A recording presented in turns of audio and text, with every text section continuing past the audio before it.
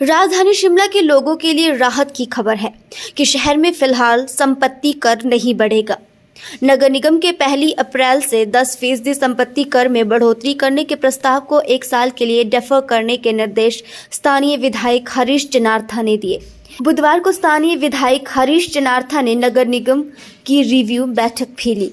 Review meeting थी जो हमने अभी कुछ दिन पहले एक मीटिंग ली थी, तो जो इंस्ट्रक्शंस थी तो उनको फॉलो अप के लिए कि उसमें क्या क्या एक्शन हुआ है, और खास करके ये बजट से पहले की एक मीटिंग है जिसमें हमने भी अपने फाइनेंशियल एस्पेक्ट्स देखने हैं कि हमारे पास कितना पैसा हमारा टैक्स का बाहर है और कितनी हमारी कलेक्शन करने को है और हमारी देनदारी कितने की है।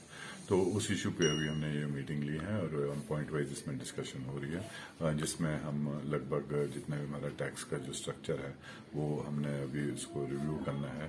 तहबजारी का स्ट्रक्चर है वो रिव्यू करना है, और खास करके हमारे जो रेंटल प्रॉपर्टीज है और जो हमारी लीज आउट प्रॉपर्टीज है उसका जो इंफ्रास्ट्रक्चर है वो हमने रिन्यू करना है। और जो हमने गवर्नमेंट से लेना है कुछ एक टैक्स है, जैसे खास करके CPWD की जो बिल्डिंग है, सेंट्रल गवर्नमेंट की जो प्रॉपर्टीज है यहाँ पे, उस पर अभी हम टैक्स नहीं ले रहे हैं और कोई रिव्यू है तो उसको भी अभी हमने आगे करना है कि वो उनको भी हम सब जैसे कि जो शिमला शहर के अंदर टैक्स दिया जाता है तो वो भी उस टैक्स को देने के लिए हम एक प्रपोजल उनसे टैक्स लेने के लिए उसी पैटर्न पे हम प्रपोजल बना रहे हैं।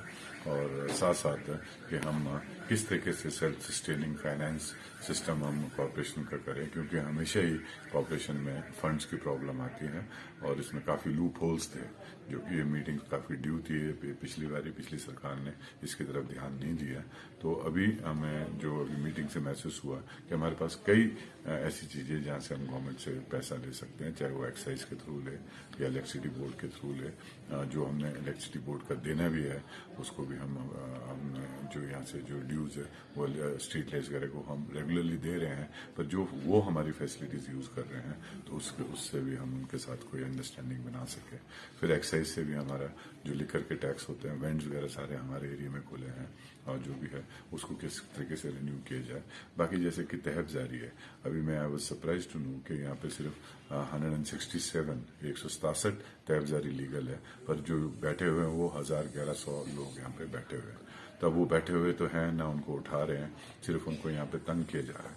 तो उनके लिए कोई वेंडिंग जोन देख के जहाँ पब्लिक के लिए कोई हिंड्रेंस ना हो, और इनका at least they should be what you call chargeable. इनका भी साल का एक कार्ड इशू होना चाहिए जो साल बाद रिन्यू होगा, और उसी पे आप इनसे मंथली चार्जेस या पूरी साल के हमने चार्जेस लेने, नहीं तो वो मुफ्त में बैठ के अपना कारोबार यहाँ पे कर रहे हैं। तो हम एक किस्म से कॉर्पोरेशन का जो हमारा एक्ट बोलता है उससे बाहर हम नहीं जाएंगे, पर लेकिन रिसोर्स मोबिलाइजेशन में, ताकि जनता पे भी कोई बोझ ना पड़े, और जो हम गवर्नमेंट से ले सकते हैं और जो हमारी पॉलिसीज है वो भी इम्प्लीमेंट हो, और मैक्सिमम जो हमारा रेवेन्यू है वो हमारे अपने जो हक है हमारा गवर्नमेंट से उसको भी हम ले पाए। सर अगर बात करें, अगर आप आंकड़े देखते हैं कि कितनी लेनदारी है और कितनी देनदारी है, उसका कुछ अभी हम उस पॉइंट पे पहुंचे नहीं है, क्योंकि जो भी हमारा ये इंटरव्यू हो रहा है, ये मिडिल ऑफ द मीटिंग हुआ है, तो इसमें मेन इशू ये आएगा कि फॉर एग्जांपल्स अभी हमारे यहाँ पे जो ये पार्किंग्स थी, जो एक बहुत बड़ा इशू बना हुआ है, तो उन पार्किंग्स में अभी तक जितने भी हमारे ये जिन्होंने लीजी है, जिन्होंने ली है ये पार्किंग्स, इन्होंने अभी तक हमारे को 1 पैसा रेवेन्यू के नाम पे नहीं दिया है। और आप सभी लोगों से, पूरी शिमला की जनता को पता है कि क्या क्या ये चार्जेस कर रहे हैं और किस तरीके से कमर्शियल एक्टिविटी चल रही है। MOU को जो आपने साइन किया है गवर्नमेंट के साथ, उसको आप फ्लॉन्ट कर रहे हैं, उसके मुताबिक आप चल नहीं रहे हैं। उसके बावजूद भी आप हमारे को इलीगल स्ट्रक्चर्स आप लोगों ने खड़े कर लिए, एक 1.5 मंजिल आपने एक्स्ट्रा बना दी इन पार्किंग्स में, उससे भी आप कमा रहे हो। हर 1 इंच जो आपके पास जगह पर स्क्वायर फुट से आप पैसा कमा रहे हो, पर गवर्नमेंट को आप पैसा दे नहीं रहे हो, जो गवर्नमेंट का हक है। और जो गवर्नमेंट का जो हक है, जो गवर्नमेंट को आपने देना था, वो बहुत नॉमिनल था कंपैरेटिवली जिस तरीके से उनकी इनकम है। तो अगर आप वो भी नहीं दोगे तो गवर्नमेंट तो एक्शन लेगी। तो हम ऐसे और भी कई चीजें हैं अब जिसके ऊपर हम आएंगे। आपका लोकल बस स्टैंड है यहाँ पे, उसमें भी जो ये प्राइवेटाइज किया गया है, जो ISBT है वहाँ पे, वो अपना फायदा पूरा उठा रहा है, गवर्नमेंट को कुछ भी, नेक्स्ट उसकी बारी भी आएगी। और जो भी ऐसे और भी ऑर्गेनाइजेशंस हैं, हमने सिर्फ वो देखना है कि जो गवर्नमेंट का पैसा है जो गवर्नमेंट को नहीं आ रहा है और वो अपना पूरा फायदा उठा रहा है, तो हम उस चीज पे हम शिकंजा कसेंगे और हम गवर्नमेंट का सारा पैसा वसूलने की कोशिश करेंगे और वही पैसा पब्लिक के बेनिफिट के लिए और पब्लिक की फैसिलिटीज के लिए आगे यूटिलाइज होगा। कि ये एक गलत बात है कि प्रॉपर्टी टैक्स 3 गुना ज्यादा लिया जाएगा या कुछ होगा, नो। उस एरिया को हम प्रपोजल करेंगे, हम लोगों पे बर्डन बिल्कुल नहीं बनने देंगे और जो नॉमिनल होगा, जो नॉमिनल राइज होगी, वो राइज हम उसके मुताबिक जाएंगे। पर लेकिन ये नहीं है कि 3 गुना या 2 गुना जाएगा, दैट्स नॉट पॉसिबल। एक म्यूचुअल अंडरस्टैंडिंग होगी बिटवीन द पब्लिक और ये इशू पहले पब्लिक में जाएगा, तब जाके इम्प्लीमेंट होगा। हम ये चाहते हैं कि जो भी इशू आएगा, गवर्नमेंट की जो भी पॉलिसी बनेगी, उसमें पब्लिक की मतलब भागीदारी जो होनी बहुत जरूरी है।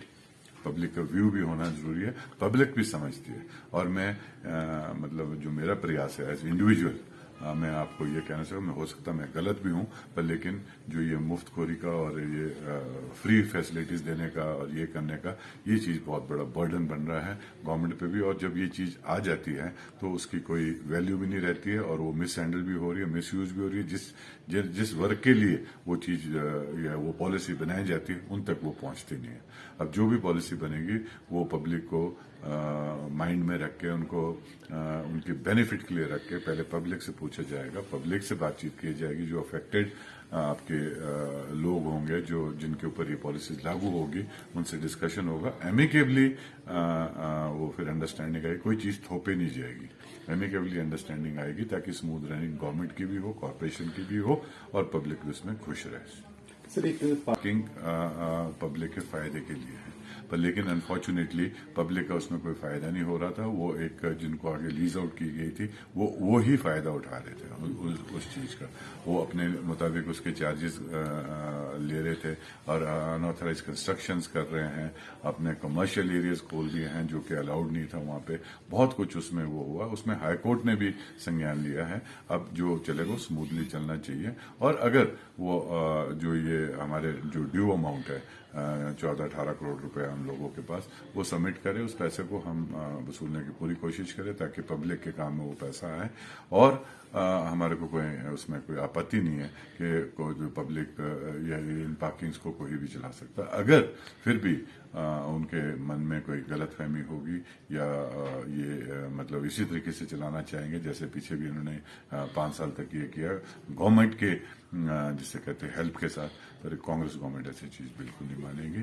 और जो ये इशू उठेगा तो हम इसको ओवरटेक करने में भी टाइम नहीं लगाएंगे। हरी जी, उसमें ये भी लिखा है, बोर्ड लिखा है कि बिजली पानी काटने की वजह से जो है ये पार्किंग से 6 बजे तक वो एक पॉलिटिकल स्टंट है और उसमें कोई प्रॉब्लम नहीं है। बिजली पानी काटने के कारण कोई ऐसी चीज नहीं है कि आप उसको रोक सकते हैं। आप फ्लोर वाइज आप चार्जेस ले रहे हैं, टॉप फ्लोर के आप कुछ और चार्जेस ले रहे हैं, उसके निचले फ्लोर के कुछ और है, नीचे जाएंगे उसके फ्लोर के आप चार्जेस अलग अलग ले रहे हैं।